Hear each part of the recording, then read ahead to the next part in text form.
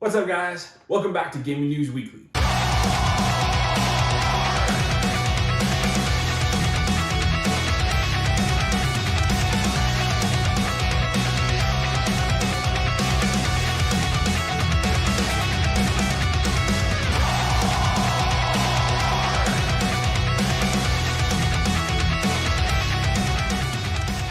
All right, first up this week, we got The Last of Us Part 1 getting ported to the PC.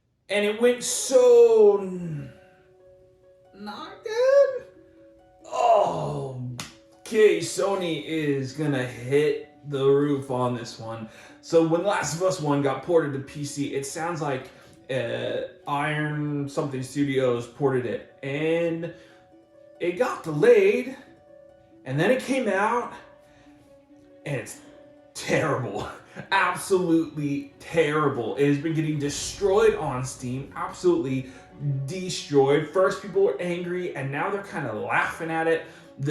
It's just kind of ridiculous. Like there's a portion where they're talking and they're normal, and then all of a sudden they're the wet models, like they're soaking, dripping wet, even though they haven't been outside. And then they get really low polygon textures all of a sudden, like it looks like it's drawn like a comic book or something. Oh, it's rough. It's bad. You can search it up and you will find all sorts of outtakes and just like ridiculous glitches and problems. Now, Naughty Dog has come out saying that they're aware of the issues, they're gonna fix them. They'll let you know when a patch is coming and they're gonna take care of these issues, but oh, this does not look good. Look, Sony is working diligently trying to get into the PC space. And I think it's a good move for them. Like, this is a whole secondary market that they can push into. I don't know if it will double their sales, but it might. And if nothing else, it doesn't hurt. It certainly adds a whole bunch. You can see that in Horizon. They got a whole new slew of sales when they moved it to PC, and that was old. And they sold it for full price. So this is a good market for them. But they're gonna lose their clients. They're gonna lose the trust of people if they put out ports of their top games like The Last of Us. I mean, this is one of their top series. Biggest games of PlayStation. The Last of Us is up there in that conversation. And yet, they put this port out and it's garbage. That doesn't do a whole lot to earn goodwill with the PC community, right? Now, PC community, man, I mean, they're used to a lot of these garbage ports. Like, I don't know what's been going on in gaming lately, but the ports have been terrible. And getting one from Sony it's not good, right? It's a big publisher. You expect better from them, and I'm sure they're gonna fix it, right? Like you gotta have confidence in that. Of course they're gonna fix it. They have the time, they have the money. This is Sony, they're gonna do that. But they still have lost so much with that first port. Now, we've seen it time and time again, right? Hello Games with No Man's Sky or Final Fantasy 14 or whatever, where a game was trash and then it got rebooted and changed and affected and it came out good. But this isn't a full game, this is just like the port. And so while they could fix it and make it all better, it's not like gonna be a new game where they can, point to all the great things and earn players' respect. Like, it's just gonna be a port like it should have been in the first place, right? It's just gonna be like the textures that should have been there. And so how much goodwill do they earn from that? We'll have to see. Like, I don't really know. Maybe that's a question. If you have an idea, let me know. But I just feel like this is a all losing situation for Sony. Oh, that was bad. They need to get that figured out. I thought that's why they hired Nixes. Isn't that what they're for? Is to help with PC ports? I don't know. Someone get them on the phone. All right, next up, we've got Atlas Fallen. Now, Atlas Fallen was announced by Deck 13. It's an action RPG, looking like it's that one that's all sand, right? And from the couple of previews, there's not a lot of them out there that I could find, but from the couple of previews I've seen and watching the drops of the videos and the trailers and stuff, so it's all sand and it's kind of almost a Darksiders vibe. It sounds like not very difficult. It's not Souls-like at all, which is interesting because the dev team that made this is the same one that made The Surge.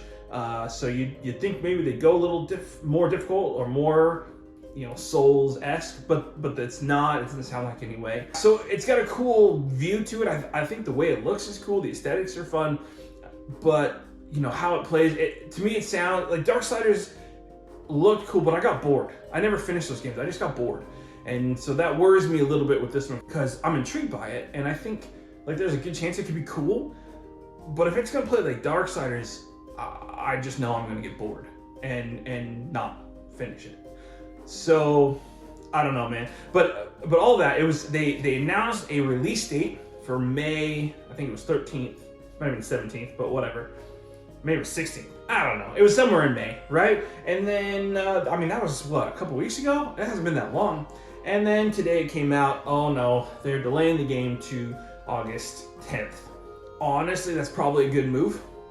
It's again, like I think I've talked about this before. This is like, what is that? A couple of months, right? 3-4 months, something like that. So that's not enough time to change the game. So it's not like the whole thing's gonna change, but they could tighten up the combat. They could fix a few, like fix bugs. They could, polish a bunch of things. And so that's what you want, right? We want a game to come out polished and ready. It may not be a style of game that we love, or that I love, or you love, or whatever, but if it's at least a polished state of a game, and it's a finished game, then that's fine. Not everyone's gonna love the same games, that's okay. But I do expect it to be done, right? And so hopefully this allows the team to do that. Frankly, from the previews I watched, I really hope that this allows them to tighten up that combat. I want it doesn't have to be Dark Souls, right? It doesn't have to be the Surge. But if it could just have, like a tight feeling, a satisfactory element of impact and conclusion, right? That when I fight, like it feels like it matters, even if it's not the hardest combat in the world, but just that it can't be so easy and floaty, right? I want a sense of impact to it. So hopefully they get that figured out. But anyway, yeah. So Atlas Fallen delayed to August 10th. All right, now this news just dropped today as of recording. This is cool. I didn't think this was gonna happen, but Live Alive from Square Enix, the kind of HD 2D remake that they brought to the Switch, is coming out for PlayStation and PC. That's awesome. Okay, this game looks really cool, and I just never got it or played it because I just didn't want to play it on the Switch. Now, this is the kind of game that would work well on the Switch, so I'm not like docking that. It's not like it couldn't handle it. Of course it could. It's just that, like, I don't have the OLED or anything, and if I'm playing at home, I want it on a good screen. Like, I'm not playing handheld, and the Switch just doesn't do it for me much anymore, right?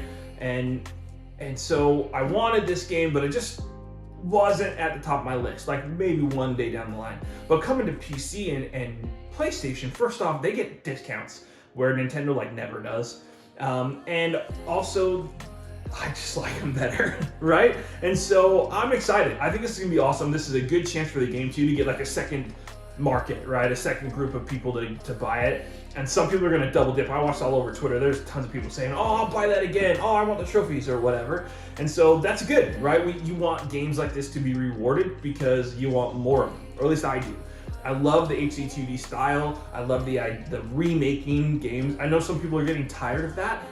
I'm not, man. There's so many old games that I want at least ported, if not remastered or remade up to modern consoles.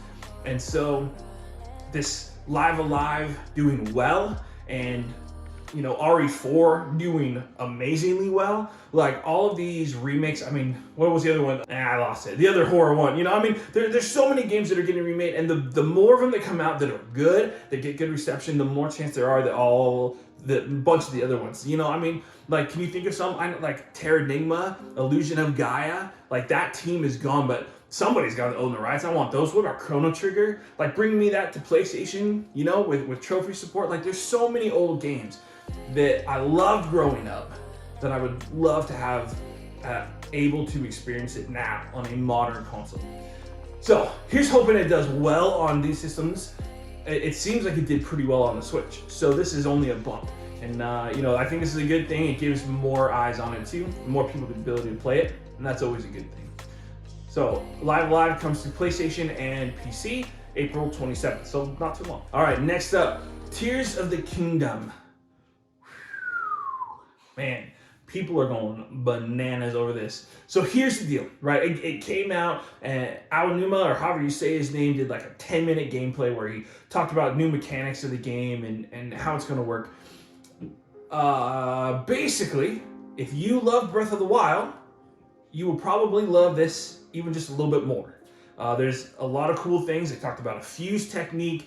We basically can like put objects in the world together to create things. It almost gives it like a Minecraft element, right? Of like, oh, you put logs together, you make a raft, and you find this circle thing. It's kind of like a fan. You put it on there, and now you got a boat, right? Or you can put them on it and angle them down, and now you got like a flying thing. Like all of that is kind of a cool, like creative mind kind of idea.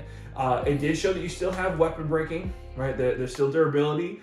Although, like he showed that if you take a stick or a branch, I think it was, and fuse it with a rock, then it has a much better durability. So it sounds like they will reward you for crafting new weapons on your own. And there's some other mechanics. They have this one where you like float up through the roof or ceiling up to the roof. That's an odd one to me. I don't really understand that, but that's fine. I mean, that eliminates some of that climbing aspect, right? That could get annoying where you would have to climb up the side of a mountain and constantly losing stamina. What a pain in the neck that was. So that's kind of cool. Now, if you didn't like Breath of the Wild, this probably isn't going to win you over. It's like, it's not enough different. It still looks pretty much the same. The weapon breaking mechanic, which was a big, that's the thing that kind of drove me away. I think the game's great, don't get me wrong. I can't stand the constant weapon breaking. You finally like get a new weapon from an enemy and it breaks like 5 minutes later. It just drove me nuts. And the shrines, while a cool idea, I wanted like bigger dungeons. They have not officially said what's happening there. So maybe they'll have like a mix of both, or maybe they'll get a little bit of kind of the original dungeon design, but we don't know that. They didn't talk about that. They didn't really talk about the story. He pretty much just talked about these different mechanics, which I get. I mean, they're trying to keep some of this game secret, and I mean, there's so much hype for it already. Like, why would you bother? So I get that. But yeah, so that's kind of the game. They did show off like a system and a controller, and those leaked out early somehow. Like Wood from Beat 'em Ups had a copy, and he did it like right after that presentation. I don't really understand how that works. Like, where did he get that from? That's weird. But either way, the truth is, like, for me, that I don't love it. I like a lot of special systems. I think they have really cool designs to them and something different, which is awesome. The gold looks a little off to me in this one. Maybe you love it. Let me know if you love it. I mean, maybe I'm off my rocker, but yeah. So cool things. Zelda fans are eating good, right? If you loved Breath of the Wild, you love Zelda, I mean, this is going to be great. So, it's got to be awesome. So enjoy that. That comes out soon. That's like a month and a half away. All right, next up, we're coming back to that Microsoft deal with Activision Blizzard. Okay, so this is the forever ongoing, never-ending saga, but it looks like an end is indeed coming. The CMA has determined that Microsoft buying Activision is okay, and that it is not against competition, fair competition. Japan, very soon after, announced they agree, right? It's not against competition rules, and it's fine by them. Japan makes a little more sense to me, right? I mean, they don't care about Call of Duty or anything in Japan, so it's not going to affect them as much, right? But in Europe, it's a big deal. Right, it's a big deal. Call of Duty is huge over there. PlayStation is huge over there, and so this is a big deal. And what this shows, honestly, is that I really do believe that the rest are going to follow suit. The FTC is next in line, and I would bet that that's going to come down the line any day now. There's not enough there. I've been saying the whole time that it's going to go through. It's just about time. And it does look like that's going to happen now. More and more of these dominoes are starting to fall. So, the original date that Microsoft set was in June. That's actually looking pretty likely now. So this is a big deal, right? This is a long-running saga that has taken way too long. And, finally it's going to come to an end. That's a good thing. It's time to be done. Whatever way it was going to go, it needs to be done. And frankly, I do think that it's better that they get bought. I mean, Activision Blizzard has had some serious management problems, and you know, get big old Uncle Phil in there, and hopefully he cleans that up. Right, and with that money backing, you know, maybe they actually made things other than Call of Duty, which would be good. Diablo 4 looks good. That could be a win. And if you're on Game Pass, man, this is a win for you. I mean, think about Diablo 4 day one Game Pass. Think about like Call of Duty day one Game Pass. Now they might have some trouble with that one in particular, right? To get it past the different, you know, trade commissions. They might have had to not do that for a number of years. But there's tons of other games that those companies make. And, you know, maybe that offers more time for games like Spyro and Crash and stuff, and these smaller games to actually get out there. And maybe teams like, you know, the Sledgehammer and all these devs who have been only working on Call of Duty every year, like maybe they can get out and do something else. I mean, that's a cool idea. So who knows? I mean, it's a huge open book that we know very little about. But I think there's a lot of opportunity here. So as much as it sucks from a, you know, if you're a PlayStation person or from PlayStation's perspective, I'm sure that's tough pill to swallow, right? That's going to be a tough pill to swallow. Like, I get that. But, you know, you have exclusives. Microsoft is buying exclusives. The more competition we have, the better it is for us as gamers. So, you know, bring it on. All right, last on the docket.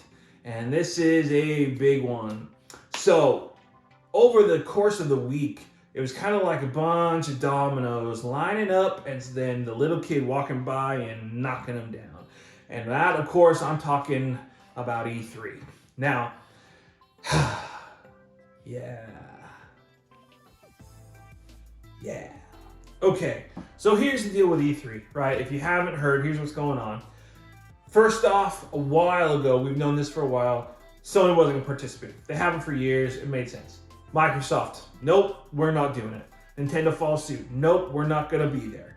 Okay, well, you still have all these AAA publishers, right? There's lots of opportunity there. Well, none had really confirmed that they were going to come to E3, but E3 was still, you know, making it sound like that was going to happen. Ubisoft was the only one who had confirmed they would be at E3. And then they pulled out and said, nope, we are not gonna go. That's the first domino. And then people started asking questions like, well, I mean, that was like the only confirmed AAA publisher. Is E3 still going to happen? Oh yeah, we're still going to happen. There's still lots of partners. They kept putting it out there like, yep, this is going to happen. And then we got the report that Sega and Tencent had pulled out. Okay, well, now we're starting to run into some problems, right? That's a big deal. Tencent has tons of ownership. Sega has big IPs. I mean, we're looking bad. Then Devolver Digital put up an announcement. Nope, we won't be there, but we will be a part of Summer Games Fest. And so all of these dominoes just started to trickle and fall. And now we finally, at the end of the week, we get a report that sure enough, E3 is officially canceled. Okay, so let's talk about that for a minute. Mixed emotions. Right, a lot of us have been saying this was going to happen for years.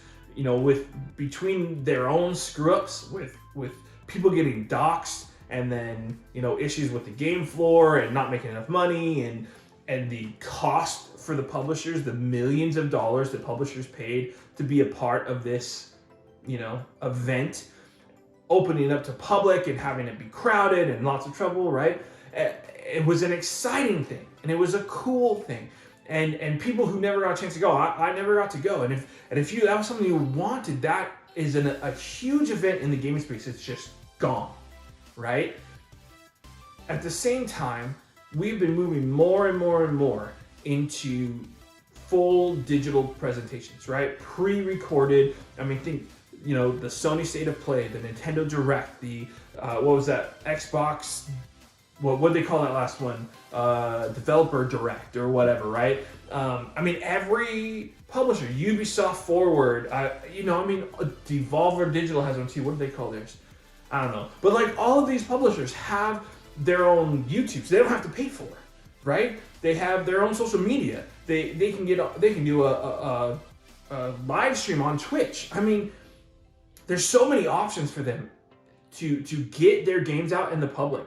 You know, I mean, Summer Games Fest, we kind of joke about it because, Jeff Keighley, while he seems like a great guy, he does a lot, it's kind of silly, right? It seems like he grabs things and says, yep, that was part of the Games Fest. And it goes on for like way too long. But he's not charging, $1 million to be a part of a showcase. And so like,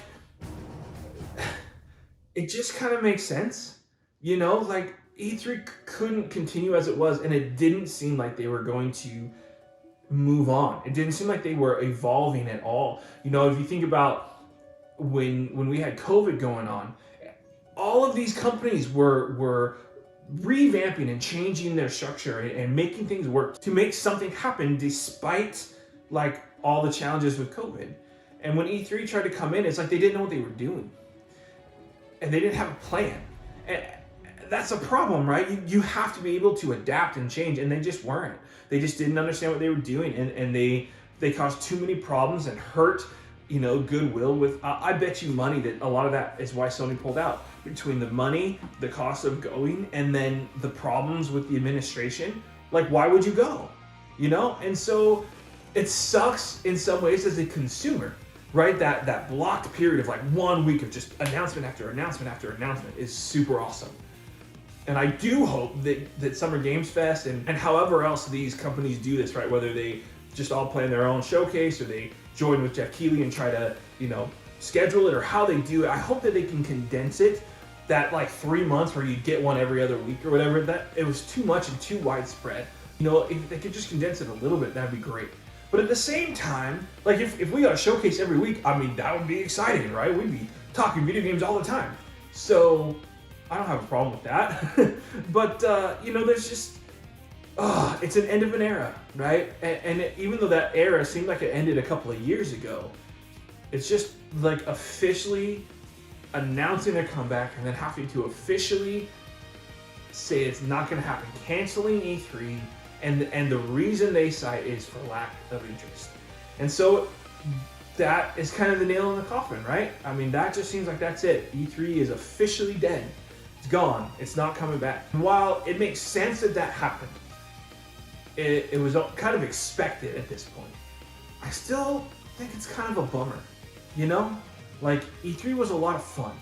And generations, my generation down, people who didn't get to go or who are just too young, who never got to experience it, it's just gone. It's a piece of history now. So, maybe join with me here and we'll take a moment of silence for E3.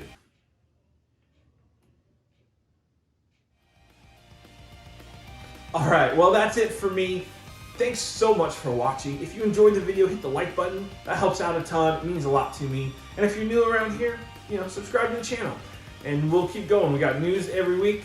I'm working on the Hogwarts review. I finished the game. It's all done. So that'll come out hopefully soon. And finishing up Chained Echoes as well. So hopefully that review will be coming soon too.